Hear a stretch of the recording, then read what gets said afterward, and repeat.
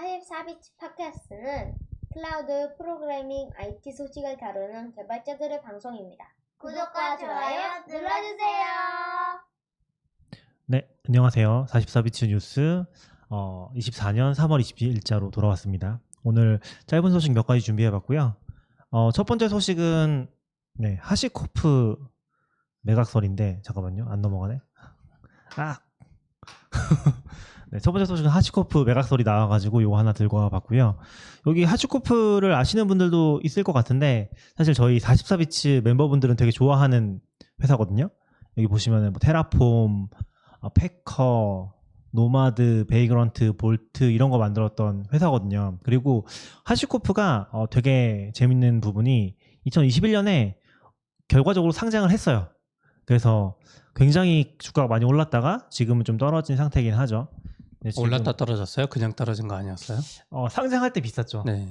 계속 떨어진 건지 모르겠는데 아무튼 초기에는 굉장히 좀 많이 고평가돼 있었긴 하죠. 네. 그래서 지금 그랬는데 지금 블룸버그에서 소식이 나왔던 게 하시코프가 이걸 팔려고 좀 여러 회사와 접촉하고 있다 그런 소식이 하나 나왔었어요.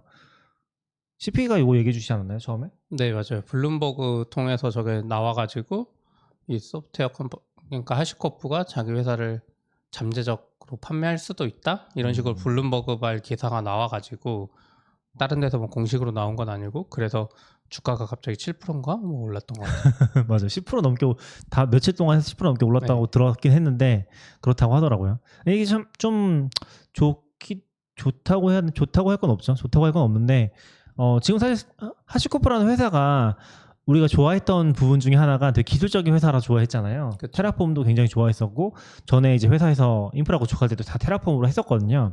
근데 이제 지금 보면은 우리가 생각하는 모습이랑 좀 다를 수 있겠다라는 부분도 좀 있긴 하더라고요. 그래서 그 공시된 자료 좀 찾아봤었는데 2023년이니까 작년 초 기준으로 해서 하시코프가 되게 커요. 생각보다 우리가 생각하면 막 소프트웨어 기업하면 100명, 200명? 이 정도면 되게 클 것 같은데 실제로 한 2,000명 정도 된다고 하거든요. 근데 그 중에서 지금 보면 개발자가 한 600명, 700명 이 정도 됐던 것 같고, 근데 더 재밌는 거는 세일즈랑 마케팅 쪽이 1,000명이 넘는다고 하더라고요.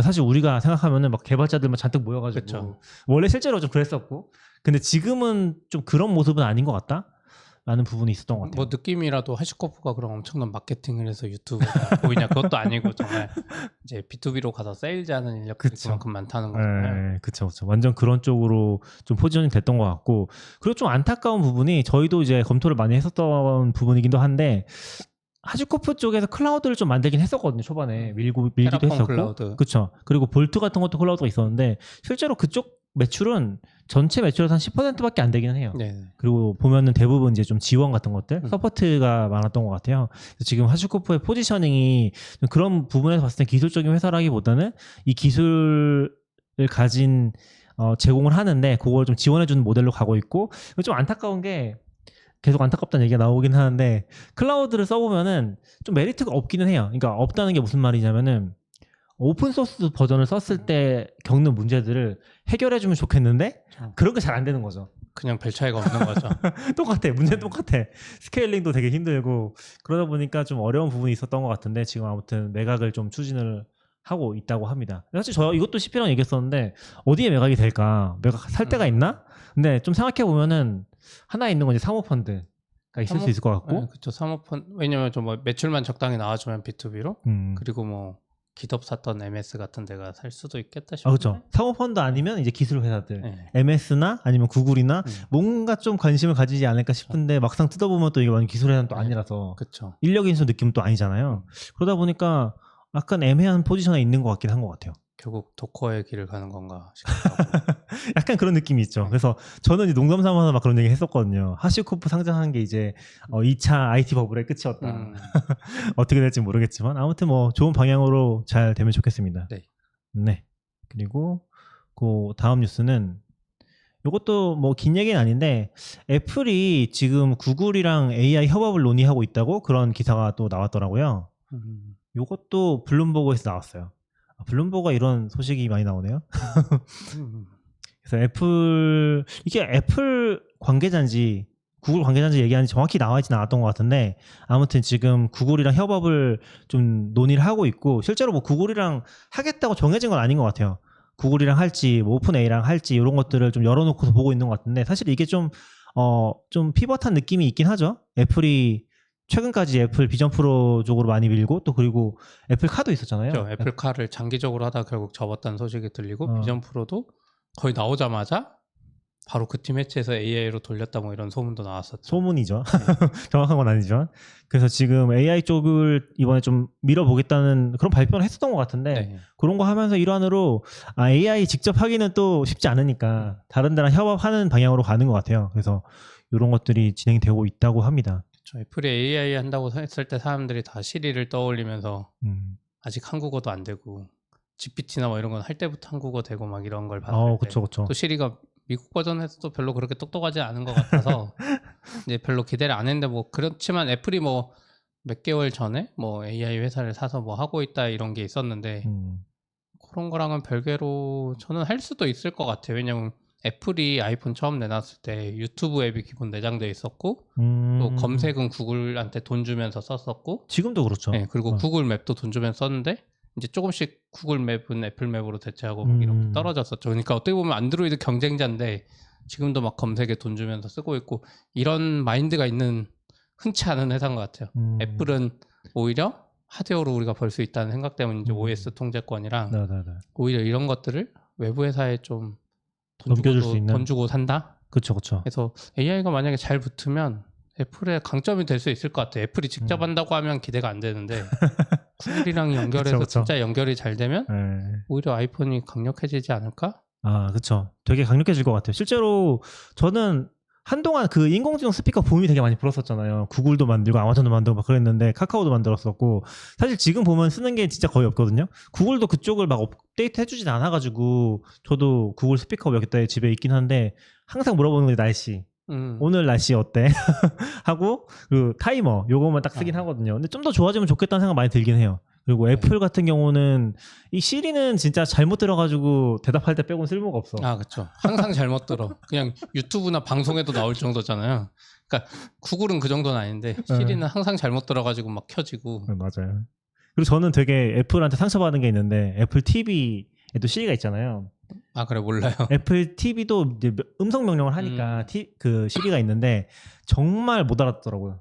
약간 볼륨업 이런 거 얘기해도 맞아요. 절대 못 알아들어. 영어를 얼마나 잘해야지 알아듣는 건지 좀 상처받았었어요. 아무튼 그래서 애플이 이런 거 잘해서 또 잘 포장하면은 CP 말대로 되게 실용적인 좀 선택을 하는 부분도 있어서 잘 나올 수도 있겠다. 그래서 참고로 이것 때문에 구글 주식도 올랐습니다. 이것 때문에 오른 거예요? 왜냐면 검색만 생각해도 애플한테 꽤 많이 팔고 있다고 알고 있거든요. 근데 요거 하면 더 많이 받겠죠. 그렇죠. 네. 아무튼 이것도 기대해 볼 만하지 않을까? 소식을 기다려 보는 걸로 하고 마지막 소식은 AWS 데이터 센터 얘기인데 이게 지금 전자신문에서 단독으로 나온 얘기인데 뭐 정확한 건 아닐 수도 있을 것 같아요. 근데 아무튼 한국 데이터 센터가 지금 없죠.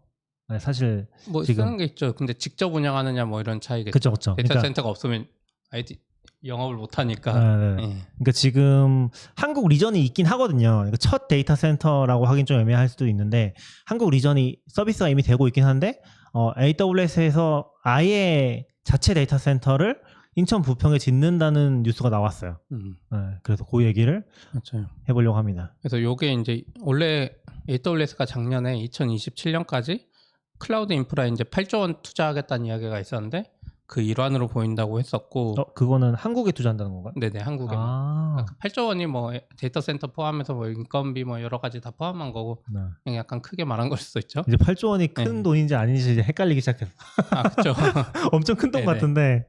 근데 이제 그리고 AWS가 이제 기사에서는 이거 건립을 위해서 부평 인근 공업 지역에 토지를 이미 매입했고 매입 주체는 AWS가 세운 아마존 코퍼레이트 서비스 코리아라고 하고 여기 이제 인천시로부터 여기 토지의 건물 신축 허가도 받았다고 해요. 그래서 건물 주요 용도가 뭐 방송통신 시설, 뭐 데이터 센터 4개 동 뭐 이렇게 했다고 하는데 여기서 중요한 건 이제 여기 기사상으로는 100메가와트급의 전기가 필요한 메가급.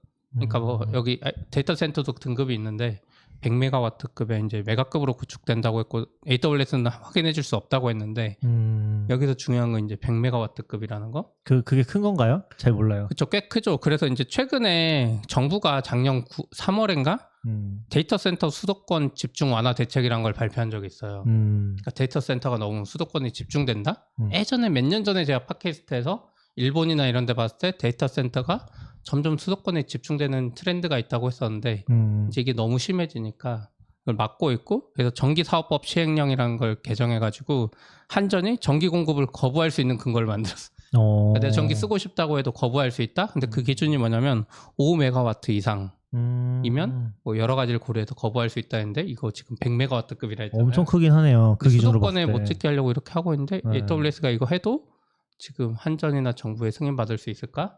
수도권이잖아요, 어쨌든. 네네네. 그러니까 이게 중요한 이유는 전기가 지금 한국은 원전이 기본을 많이 깔아주고 있는데 원전이 저기 전남 영광이나 저기 어디죠? 경상도 이쪽에 있거든요. 남쪽에 있죠. 네. 거기 있는 전기를 사실상 거기서 해소 못하고 위로 올라오는데 그 송전망이 부하가 심해가지고 또 신재생 에너지도 또 아래쪽 동네에 다 있어. 그러겠죠. 근데 전기는 다 위로 올라와야 되니까 송전을 해야 되는데 이게 제때 못 지어가지고 지금 못 온다고 하거든요. 일부.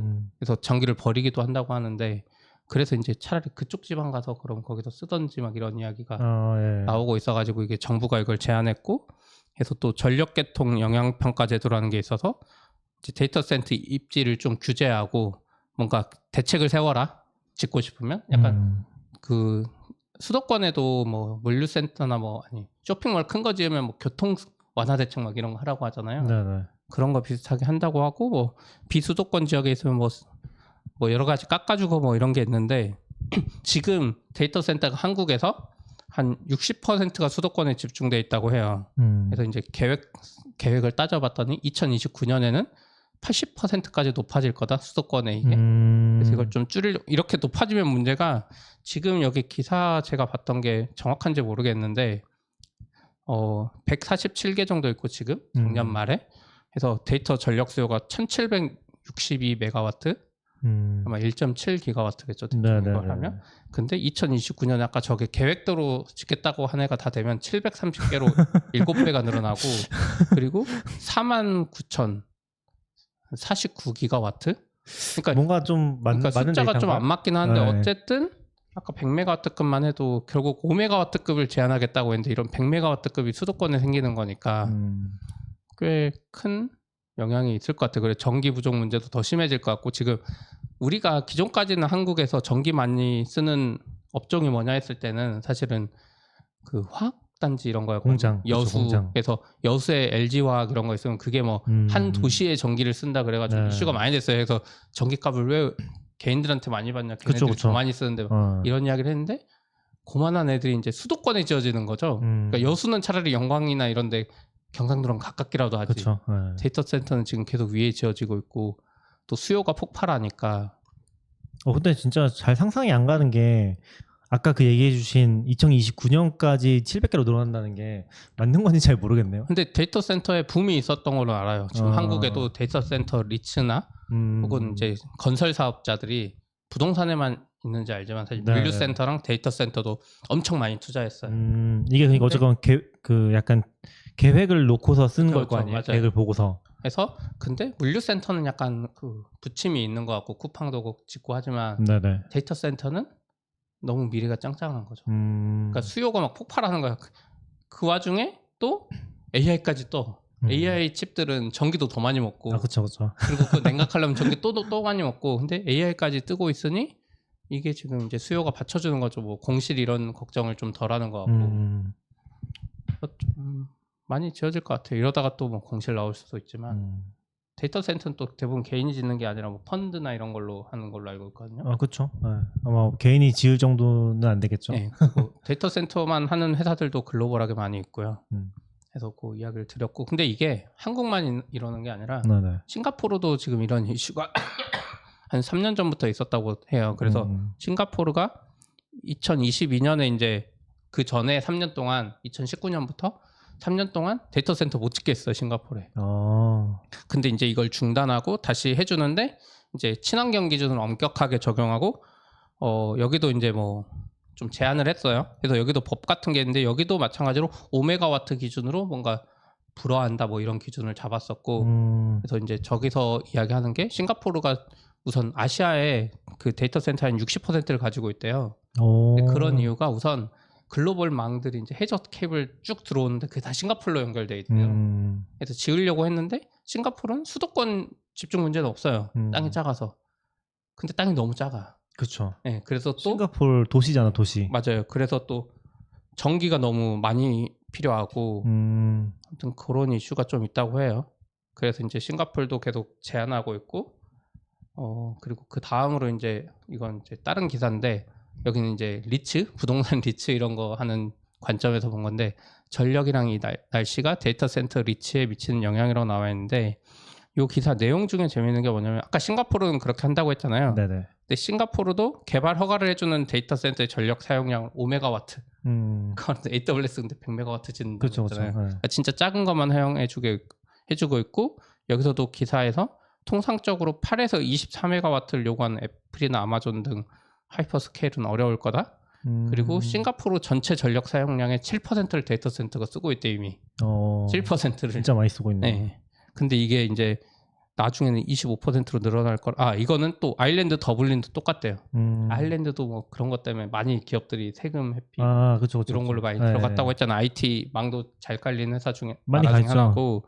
근데 여기 더블린에서도 똑같은 문제가 있고 더블린은 이미 아일랜드 전체 전력 중에 10%를 이미 데이터 센터가 쓰고 있고 그리고 2030년까지는 데이터 센터가 25에서 30% 전기를 쓸 거다. 그러니까 어마어마한 거예요. 여기는 왜냐면 아마 공업 이런 게 없으니까 더 심할 것 같아요. 그래서 여기서도 2022년부터 6년간 지역 개발 계획에서 데이터 센터 개발을 금지하기로 결정했대요. 네, 그래서 약간 이 얘기를 들으니까 아까 그 숫자가 허황된 숫자는 아닐 수도 있겠다라는 생각이 들기도 하네요. 엄청나게 핫한가 보네 진짜. 저 이제 이 데이터 센터가. 와중에 AI는 또 떠버려서 약간 잘 상상이 안 가긴 하는 것 같아요. 그렇게 많이 데이터 센터가 맞아요. 필요한가? 지금도 많은 것 같긴 한데. 그래서 거기 2022년 3월 기준에 아일랜드에 이미 34개가 있는데 개발이나 계획 단계로 19개가 남아있는데 이거 다 취소가. 중지할 것 와. 같고 그러면 이제 옆으로 좀 넘어가는 거고 또 미국이 전체 데이터 센터의 상당 부분을 가지고 있대요. 특히 서부 쪽에. 근데 여기가 지금 콜로라도 강이나 이런데 20년에 이어진 가뭄 때문에 물이 부족하대요. 그래서 서버나 이런 거 시킬 그런 게 부족해서 여기 또 제한될 거다. 그래서 그쵸. 그것도 많이 들죠. 네, 그래서 미국의 데이터 센터를 못 짓고 멕시코나 이런 규제 없는 지역 가서 지을 거다 이야기가 있고 아까 말했는데 싱가포르가 이렇게 규제되니까 옆에 인도네시아랑 말레이시아가 그 수혜를 입을 거다 이런 그럴 수밖에 없을 것 같아요. 싱가포르에 지을 데가 없으니까 사실 그렇죠. 거의 싱가포르랑 말레이시아는 당연히 나라는 다른데 좀 뭔가 바로 옆에 붙어 있어서 완전 왔다 갔다 하는 걸로 알고 있긴 하거든요. 그래서 한국도 사실 땅이 그렇게 크지 않고 막 우리가 IDC가 부산에 있다고 레이턴시가 엄청 심각하진 않잖아요. 그래서 이런 지방에도 지어지면 좋을 텐데. 그렇죠. 이것도 되게 보면은 지금 이미 그러니까 APA 노스이스트 2A잖아요. 2A 맞나? 그렇죠. 2A가 지금 서울 쪽에 있는 거잖아요. 어차피 서울 아니라 수도권인지 잘 모르겠지만 정확히 공개는 안 하니까 뭐 공식적으로는. 근데 지금 인천이면 결국에 또 서울인 거잖아요. 맞아요. 사실 일본도 그렇게는 안 했던 것 같긴 하거든요. 일본도 근데 도쿄 중심 많이 근처에 몰려 있다고 들어요. 도쿄랑 오사카 아니었나요? 그렇죠. 도쿄 오사카에 몰려 있죠. 그리고 홋카이도에 조금 있고. 홋카이도는 그 유리하기라도 아직 냉각. AWS 거. AWS는 그렇죠. 네, 그랬던 것 같은데 지금 부산이 아니라 서울에 어쨌건 다 들어오는 거 보면은 여기도 전략적으로 그렇게 아마 하는 것 같은데. 그럴 것 같아요. 저희만 해도 이 데이터가 진짜 레이턴시 조금만 빨라져도 이게 얻는 이득이 워낙 많아가지고. 그렇죠. 많죠 사실. 네, 그러니까 단순히 전기세나 뭐 이런 세금 혜택을 떠나서 그게 좀 어려운 것 같아요. 그래서 사실 부산으로 가면 오히려 정부도 환영해 주는 거 아니에요? 그러니까 정부가 세제 혜택도 주고 하는데도 굳이 서울로 오겠다. 예. 근데 뭐 규모의 경제를 이루는 애들은 거기서 새로 만들 수도 있는데. 예. 혹시 전력이 많이 들 수밖에 없는 것 같은 게 AI도 AI인데 거기 냉각하는 것도 결국 다 돈이 전력이잖아요. 그쵸. 생각해 보면은. 그래서 옛날에는 막 그런 거 있었는데 뭐 빅테크들에서 어디에 빙하에 있는 맞아요. 추운 데 가서 짓고 한다고. 지금도 계속 그런 게 있는데 문제는 또 레이턴시 문제 여러 가지가 섞여서 그런 테스트는 계속 하는 것 같아요. 그래서 그런 관점에서 좀 유리한 게 홋카이도 같은 데인 것 같아요. 아니면 미국으로 치면 저기 오레곤이나 저 위쪽에 추운데 알래스카. 근데 그 문제는 거기 관리해줄 사람이 없지. 그렇긴 하죠. 네. 그래서 유님이 채팅으로도 물어봤는데 기존 데이터 센터들 몸값이 올라가는 거냐고. 그래서 요 SPI 기사에서 나왔는데 그런 이야기가 있더라고요. 그러니까 신규는 계속 제한되고 네네. 그러면 싱가포르에 몰려 있는데 여기 데이터 센터도 사실 임대업이거든요. 여기는 그럼 계속 단가 올려서 리츠의 그 뭐죠 배당 같은 게 늘어날 수 있다. 오히려 기존 데이터 센터한테는 유리할 가지고 수도 있는 있다. 애들이 네, 그런 이야기가 나오더라고요. 그쵸, 수요가 계속 올라가면은 그럴 수도 있겠네요. 그쵸. 그리고 싱가포르도 생각해 보면은 거의 모든 클라우드에 다 있었던 것 같긴 해요. 아 그렇죠. 빠지지 않고. 그리고 디지털 오션 같은 경우가 한국이나 일본이 없었던 걸로 제가 기억하고 한국 없어요. 일본도 일본도 없었던 것 같아요. 일본이 없어요. 일본이 없어. 그래서 디지털 오션을 쓰면은 한국에 쓰려면 싱가포르 써야 돼. 그렇죠. 항상 그래서 좀 별로였거든요. 근데 싱가포르만 해도 확실히 한국의 레이턴시가 많이 높잖아요. 꽤 높죠. 네. 꽤 높죠. 지금 일본이 한 30, 40 나올 거거든요. 미리세컨으로. 근데 싱가포르 가면 100 넘을 거예요. 그래서 확 체감될 정도로 느리기 때문에 그냥 핑 테스트만 해도 그래서 사실 싱가포르 메리트가 없어서 사실 디지털 오션은 그렇게 많이 안 쓰긴 하잖아요. 한국에서. 거의 안 쓰는 거 봤을 때는. 그래서 사실 한국에 글로벌 트래픽을 많이 발생시키고 막 이렇다면 사실 부산이 엄청 유리한 걸로 알고 있거든요. 부산이랑 해적 케이블에서 일본으로 가고 일본은 해적 케이블 또 북미랑 많이 연결돼 있을 테니까. 근데 문제는 한국 수요는 대부분 한국에서 끝날 거기 때문에 그쵸. 네. 그 이슈가 좀 차라리 있을 것 같아요. 외국에서 한국을 많이 쓰면 네. 필요한 건가? 그쵸, 그럴 수도 있죠. 그런 뭐 반에서. 우리도 외국으로 많이 나가는. 그리고 또 망비용도 비싼 편이라는데 외국 그거에 관점에서는 장점이 없을 것 같아. 차라리 싱가포르에 말레이시아나 이런데 네트워크 비용 싼데 더 나을 수도 있죠. 그쵸. 아무튼 데이터 센터가 계속 핫해지는 것 같아요. AI 붐 타고. 그러게요. 네, 잘 들었습니다. 네. 네, 오늘 여기까지 하겠습니다.